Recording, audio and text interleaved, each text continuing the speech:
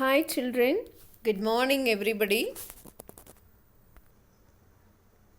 So in the last two video we have seen the poem The Ant and the Cricket. Okay, so we have completed the poem explanation of Ant and the Cricket. So in this video we are going to see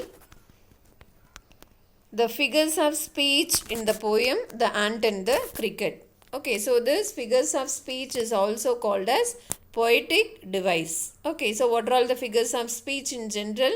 Personification, alliteration, anaphora, metaphor, anametaphia. Okay, so repetition. So like this there are many figures of speech. So in this video we are going to see what are all the figures of speech in the poem The Ant and the Cricket. Okay, I think every one of you are familiar in identifying rhyme scheme and the rhyming words. Okay, now let us see the figures of speech in the poem The Ant and the Cricket.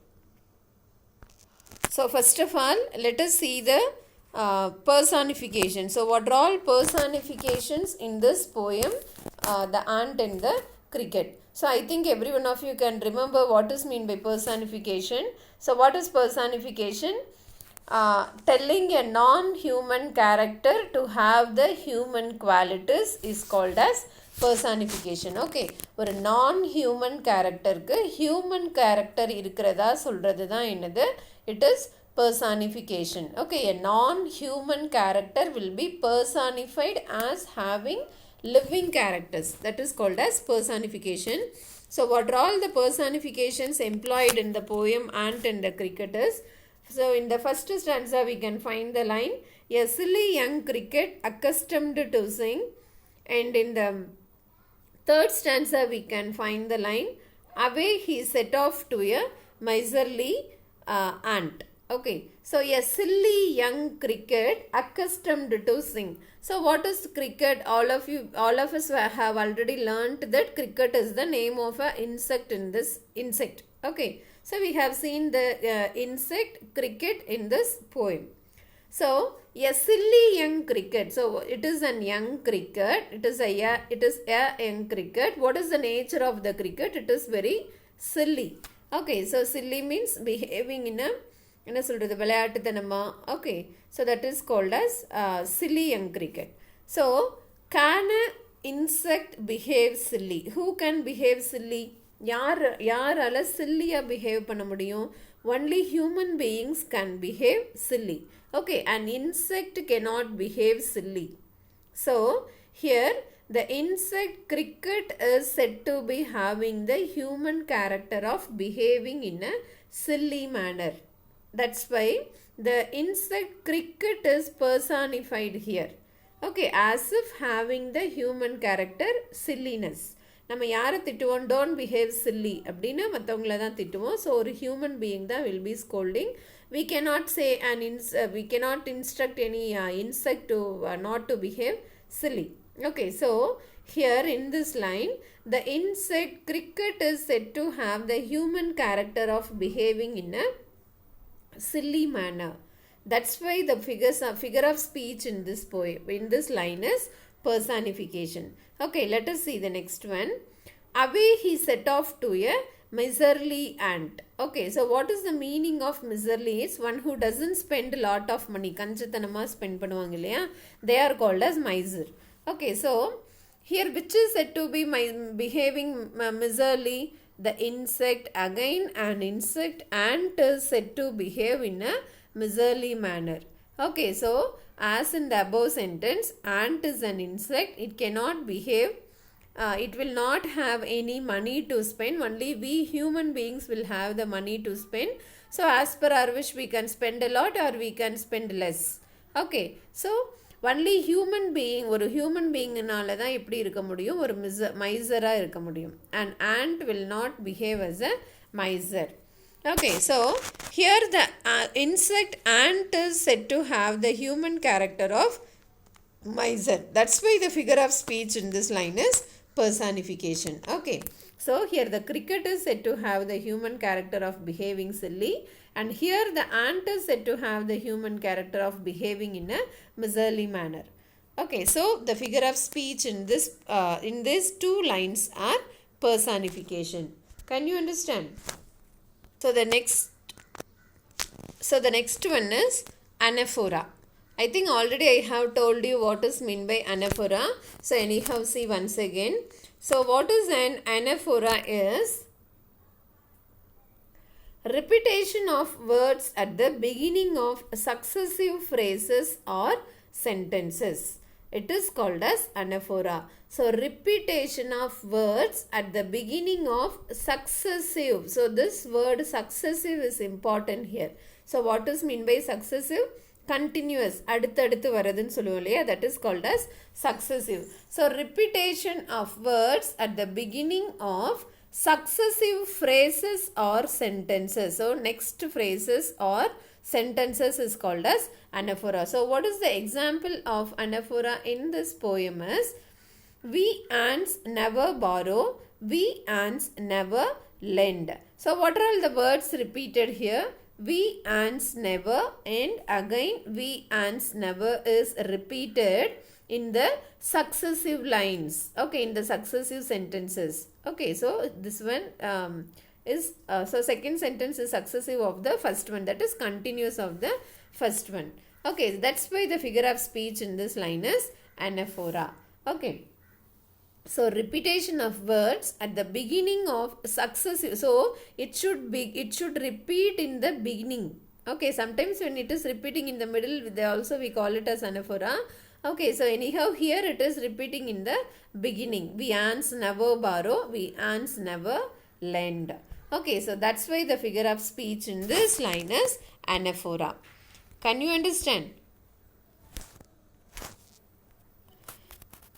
So the next figure of speech that we are going to see in this poem, The Ant and the Cricket, is repetition. Okay, so what is an repetition? So in the word itself, in this poetic, the name of the poetic device itself, it is given repetition. Okay, so words or phrases repeated to make the idea clear. Okay, words or phrases which are repeated, which are repeatedly used to make a clear idea is called as repetition. So here, for all nature looked gay, for all nature looked gay. Okay, so here the same line is repeated twice. Because why it is repeated is to give a clear idea. So why the ant was singing and dancing? Because it felt very happy. The nature looked happy and very fresh. That's why it was enjoying the climate and it was singing and dancing very happily. Okay, so this point has to, the poet felt that in this poem, this point has to be insisted. So, poet என்ன நினைச்சிருக்காரு, இந்த பாயிண்ட்டை insist பண்ணி சொல்லணும், importance கொடுத்து சொல்லணும்னு நினைச்சிருக்காரு. That's why he had used the figure of speech repetition here. Okay, so the words or phrases repeated to make the idea clear. Okay, to give an clear idea is called as repetition. So the example from this poem is, for all nature looked gay, for all nature looked gay. Okay, so the next one,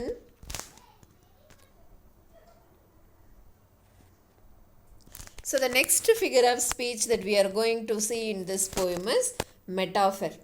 Okay, so there is already I have told you about metaphor, I think. So what is the difference between simile and metaphor is, simile is a open comparison. Okay, so the comparative words as and like will be given openly. So it is an open comparison. So what is metaphor is, so here the comparison will be hidden. Okay, the comparison will be hidden. So it will give a hidden comparison. The comparison will not be given openly. The comparison will be hidden. Okay, so that is as and like. The comparative words as and like, as and like will not be given openly. The comparative words will be hidden. Okay, but there will be a comparison. That is metaphor. Okay, so what is the example of metaphor in this poem is, some crickets have 4 legs and some have 2. So what is actually the meaning of this is, some crickets have 4 legs. So Here it says about the insect, cricket, and in the next one, and some have two. Here it is said about the human being. Okay, so the nature of the cricket is compared to the human being. Okay, so இங்க என்ன பண்ணிருக்காங்கன்னா, so as like the cricket, some human beings are very lazy and careless in their life. So as like the four-legged crickets, that is as like the insects, some human beings are very careless and lazy in their life. Okay, so whose character is compared to whom? The two-legged human beings characters are compared to the four-legged characters of insects. Okay, so இங்க as and like அப்படிங்கிற words they have not given directly. Okay, so they were not given it openly. Anyhow, some crickets have 4 legs and some have 2. Okay, so as like the behavior of the crickets, some human beings are very lazy and careless in their life. Okay, so that is the comparison made here between the human being and the cricket. Okay, that's why it is called as metaphor. So the difference between the simile and the metaphor is simple. Simile is just the comparative words as and like will be given openly, and in the metaphor the comparison will be hidden. The comparative words will not be given openly. Okay, it is an hidden comparison. Metaphor means it is an hidden comparison. Okay, I think you can understand. So what are all the figures of speech in this poem is, so we have seen metaphor, we have seen repetition, and we have seen anaphora, and last we have seen the personification. Okay, so these are all the figures of speech in the poem The Ant and the Cricket. Okay, these are all the figures of speech given in the poem The Ant and the Cricket. Now let us see about the rhyming words and the rhyme scheme in the poem The Ant and the Cricket. So listen, so we have seen, what is it? A silly young cricket accustomed to sing. So we have seen this as personification. Away he set off to a miserly ant. This also we have seen as personification. So apart from there are many personifications. Okay, so this or what is that? This we can exactly say as personification, but idhula inna vera oru sila lines we can say as personification. See, for example, his cupboard was empty. Yaroda cupboard da empty ah irukum. Only we human beings have cupboard and it can be kept empty, not the. So his nale in the pronoun yarku use பண்ணுவோம், generally it will be used for the human beings and not for the insects. Okay, that's why we can say this also as a personification. And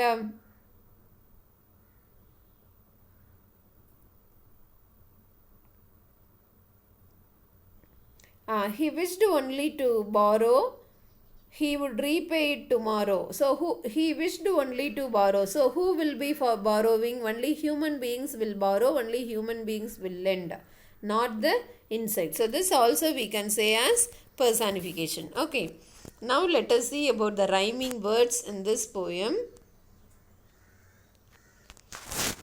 So how we are identifying the rhyming words and the rhyme scheme with the end words? Sing, spring, home, come. So when it is sounding the same, we call it as rhyming words. Okay, so here sing and spring. So both are having the sound ing sound. So that's why these two are rhyming words. Next, home, come. Okay, so both are ending with the same sound. So these two are rhyming words. So what is the rhyme scheme? A, B, B. So what is the rhyme scheme of this stanza? A, B, B. Okay, so the next stanza.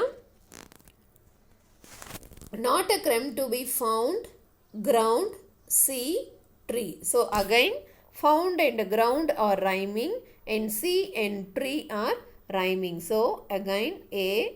So if we are continuously giving, we have to give A, B, C, D, E, F like that. Okay, so but in your examination they will be asking only by giving 4 lines. Okay, that's why I am doing this. That's why I am giving AB alone. Okay. So AA, BB. C and 3 are rhyming. So BB. Next one. Oh, what will become says cricket of me? At lost by starvation and famine made bold. So me, bold, cold, and grant. So for me we can give A. We cannot find any other words rhyming with me. So next we are giving B. So bold is rhyming with cold. So again we are giving B. Next one is and. So it is not rhyming with any of this. Me, bold and cold. So we are giving C. And grant is rhyming with and again we are using C. So the rhyme scheme of this stanza is ABBCC. Okay. So next one. So rain, grain, borrow, tomorrow. So here again rain and grain are rhyming. So AA, borrow and tomorrow, BB. One more line will be in the next page. If not, he must die of starvation and sorrow. Okay, so here this is C. C. So the rhyme scheme of this stanza is A, B, B, C. Next one. Says the ant to the cricket, I am your servant and friend. But we ants never borrow, we ants never lend. So here in this stanza the rhyme scheme is not proper. Okay. So the next one, let us go for this stanza. My heart was so light that I sang day and night. For all nature looked gay, for all nature looked gay. You sang, sir, you say. So light, night, gay, gay, say. So here A, light and night are rhyming. So A, gay and say are rhyming. So B, B, B. So the rhyme scheme of this stanza is A, B, B, B. Okay. So the rhyme scheme of the last stanza. Go away, wicket, cricket, true, two. Okay. So away, A, cricket and wicket, BB, true, two. So C, C. A, B, B, C, C. So this is the rhyme scheme of the last stanza. Okay. So we have seen all the figures of speech. Let me recollect once again.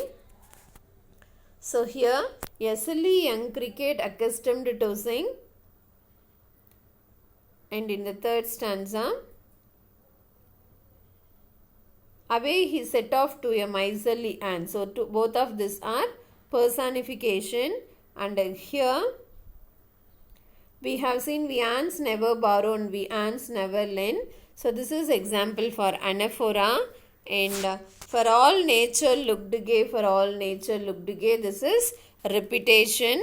Okay. And last, some crickets have 4 legs and some have 2. This is metaphor. I have told you the explanation already. Okay. So apart from this, we can find many alliteration. So what is mean by alliteration?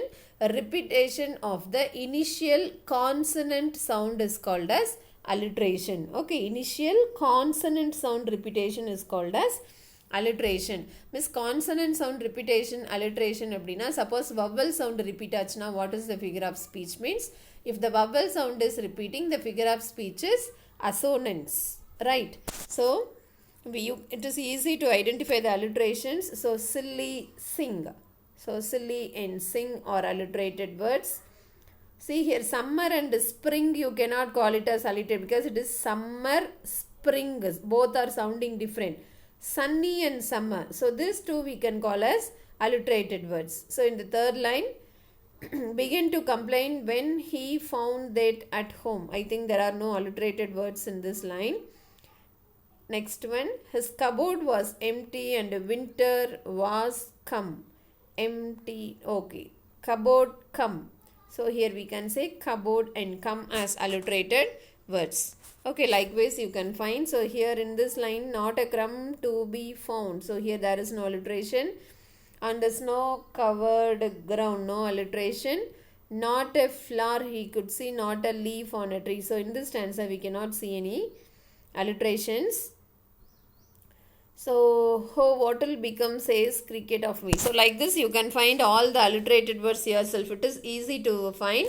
Listen, one important thing you have to note in the alliteration is the sound should be same, not the spelling should be same. Okay, so if the spelling is same, you should know. We cannot call it as alliterated words. What is important is the sound should be same. Okay, so with this we have completed the poem, The Ant and the Cricket. I hope every one of you can understand. Thank you for watching. Let us meet in the next class. Thank you.